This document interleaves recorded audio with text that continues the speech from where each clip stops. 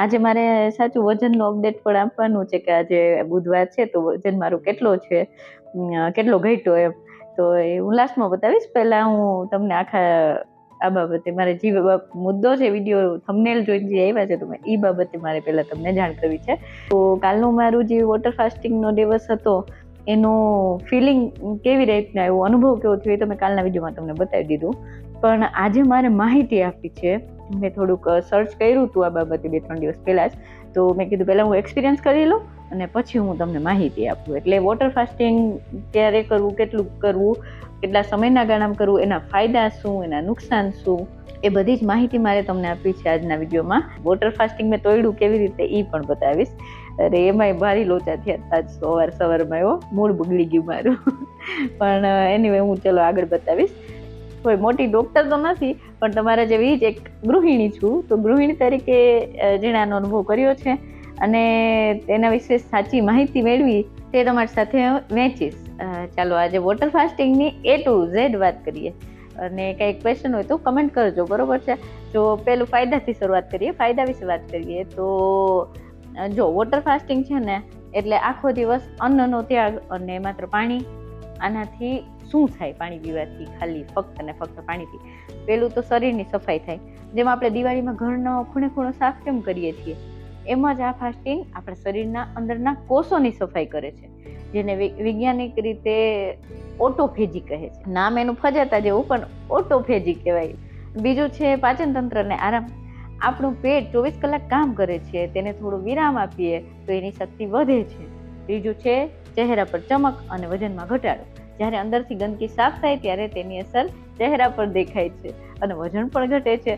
પછી સાવચેતી અને નુકસાન એ બાબતે વાત કરીએ. એટલે વોટર ફાસ્ટિંગ એ સોચી સમજીને કરવાની પ્રવૃત્તિ છે. જો તમે માત્ર પાણી પીઓ અને શરીરમાં મીઠું ઓછું થઈ જાય તો ચક્કર આવી શકે છે. જો તમે પહેલેથી કોઈ બીમારી હોય કે દવા ચાલતી હોય તો ડૉક્ટરને પૂછ્યા વગર ક્યારેય આવું સાહસ કરવાનું નહીં. અને સૌથી મોટી ભૂલ એ છે કે ફાસ્ટિંગ તોડતી વખતે સીધું જ દાળ ભાત કે રોટલી ખાઈ લેવી કે પછી હેવી કોઈ ખાવાનું ખાઈ લેવું. એવું કરવાથી પેટમાં ગડબડ થઈ શકે છે. હવે સૌથી મોટો સવાલ છે કે કેટલા દિવસના અંતરે આપણે વોટર ફાસ્ટિંગ કરી શકીએ. તો જો તમે મારી જેમ શરૂઆત કરી રહ્યા હો તો મહિનામાં 1 કે 2 વાર 24 કલાકનું વોટર ફાસ્ટિંગ પૂરતું છે. રોજ રોજ આવું ન કરાય, નહીં તો શરીરમાં નબળાઈ આવી જાય. અઠવાડિયામાં 1 વાર કરવું હોય તો 16 થી 18 કલાકનું વોટર ફાસ્ટિંગ કરાય, જેને ઇન્ટરમિટન્ટ ફાસ્ટિંગ કહેવાય છે. બરોબર છે, તમે સાંભળ્યું હશે. સૌથી શ્રેષ્ઠ અને સલામત રસ્તો છે અને એ કરવામાં કંઈ નુકસાન નથી. જો આ કોષ્ટકમાં હું આખું બતાવી દઉં છું, એ પ્રમાણે ફાસ્ટિંગ આપણે કરી શકીએ. બરોબર છે, જેટલી કલાકનું કરવું, કેટલા ટાઈમના ગાળામાં કરવું, એ બરોબર છે. અને મારું તો માનવું એવું છે કે આપણું શરીર છે ને એ એક મંદિર છે, એને સાચવવાની જવાબદારી પણ આપણી જ છે. જો મેં 36 કલાક કરીએ, 36 ની 38 કલાક કરીએ, કારણ કે હું મારા શરીરને પડકાર આપવા માંગતી હતી. પણ તમારે તમારી ક્ષમતા મુજબ જ કરવું. તમે ક્યારેય આવો પ્રયત્ન કર્યો છે તો કોમેન્ટમાં ચોક્કસથી જણાવજો. અને હા, વિડીયો ગમ્યો હોય ને તો એક લાઈક કરી દેજો, તમારી સખીઓ સાથે શેર પણ કરજો. બરોબર છે, કારણ કે હું જોઉં છું એનાલિટિક્સમાં કે મારે જેવી જ મહિલાઓ જે ગૃહિણી છે, ઓલમોસ્ટ મારા જેવી ઉંમરની જ છે, એ લોકો મારો વિડીયો જોવે છે. તો એ મારી વાત સાથે જરૂર રિલેટ કરશે.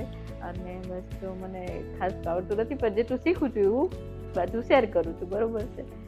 એટલે ચલો વારની દિનચર્યા બતાવું. શરૂઆત થાય છે સવારે વજન કરવાથી.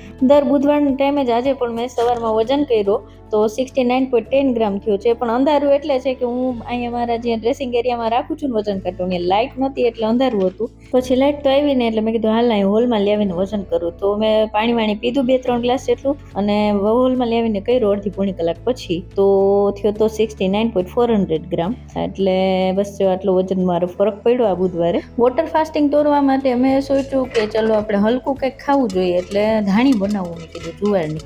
તો જુવાર લેવીને મેં કીધું હાલ ધાણી કરું. તો પહેલી વાર તો અમે જે ડાયરેક્ટ જ ધાણી નાખી દીધી ફોડવા માટે, મતલબ જુવાર. તો એ હરખી ફૂટી નહીં એટલે મેં પલાળી બીજી વખત. મેં કીધું ટ્રાય કરું કે આ પલાળેલું મેં યુટ્યુબમાં ક્યાંક જોયું હતું.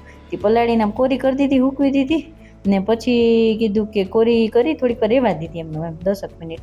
ને પછી પાછી આવી રીતે પ્લેટમાં લીધી, એમાં પાછું હળદર મીઠું બે નાખી દીધું ને ગેસ પેટાવી દીધો ને પાછું થોડુંક તેલ નાખ્યું. મેં કીધું હાલો પાછી ફોડી એક ટ્રાય કરી. તો આ વખતે તો લીમડો નાખ્યો. મેં કીધું સ્વાદ આવશે. તો કીધું આ વખતે તો હારી થવી જોઈએ, જરાક તતડતી તો હારી ઓના કરતા, એટલે મને એમ થયું હારી થાય, પણ ઓના કરતા જરાક હારી હતી, પણ કઈ ભલીહાર લાગ્યું નહીં આમાં. એટલે હવારમાં આટલા ફજેતા થઈ ગયા મારે, કાંઈ થઈ ગઈ. પછી જો આ બાજુ છે ને ઓલી પલાળ્યા વિનાની લીમડા વાળી છે ને પલાળેલી, અને રોજની જેમ હું ઝૂલામાં આજે પણ બેહી ગઈ જો નાસ્તો કરવા માટે, અને 32 બાર ફોર્મ્યુલાથી જ ખાધું હો. તો એ દાણી તો 2 ચમચી જેટલી માંડ વીણી નીકળી. તો આમાં તો મેં કીધું ક્યાંથી મેળ પડશે, આપણે તો ઉપવાસ હતો તો શરીરમાં નબળાઈ મને ફીલ થતી હતી હવાર પડે તો, કારણ કે કઈ ખાધું નતું અને 38 કલાક જેવું થઈ ગયું હતું. જો ઘડિયાળમાં 7:45 તો દેખાય છે. એટલે મેં કીધું કે હવે આમાં તો નહીં થાય, તો હવે આટલી દાણી વહી દીધો, મતલબ વીણીને મેં ખાધી, તો આમાં થોડલા ગી તો ખાઈ નહીં. મેં કીધું વીકનેસ તો લાગે છે, એટલે આમાં તો નહીં મેળ પડે. પછી છાશ આવી રે, પાછા કાંદા પૌવા બનાવ્યા. કાંદા પૌવા ખાધા થોડાક, અને પ્લેટ ભરીને બનાવ્યા, પણ અડધી પ્લેટ જેટલા ખૂટ્યા, બાકી ના ખૂટ્યા હો. આજે 1 એપ્રિલ, એપ્રિલ ફૂલ ડે, અને ગ્રીન ક્રોસ માર્કનું નિશાન. અને આ ગ્રીન ક્રોસ માર્ક મેં એટલે કર્યો છે કે આજે મેં એક્સરસાઇઝ કરી નથી, એટલે હું દર બુધવારે એક્સરસાઇઝ બદલું અને વિડીયોમાં બતાવું છું, પણ આજે મેં એક્સરસાઇઝ નથી કરી એટલે નથી બતાવતી. કાલે હું કરીશ તો કાલથી બતાવીશ, કારણ કે આજે સવારે વીકનેસ જેવું લાગતું હતું, તો મેં વોક એ નથી કર્યું ને એક્સરસાઇઝ એ નથી કરી.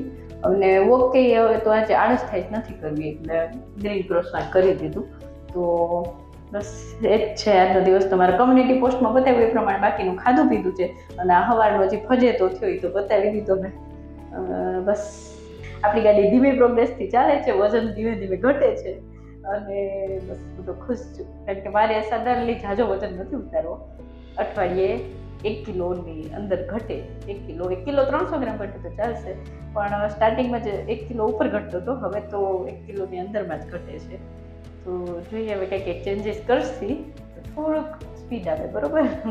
તો કિલો 1 આસપાસ ઘટે એટલે ઘણું ખુશ. બાય, જય શ્રી કૃષ્ણ, ગુડ નાઇટ. ના, ફરી પાછા મળી આવતીકાલે રાત્રે 10 વાગે. ત્યાં સુધી ચમકતી ચાંદીને રજા આપો. જય શ્રી કૃષ્ણ. ખુદની તબિયત ધ્યાન રાખજો, પરિવારને બધાનું ધ્યાન રાખજો. ઓકે, બાય, જય શ્રી કૃષ્ણ, ગુડ નાઇટ.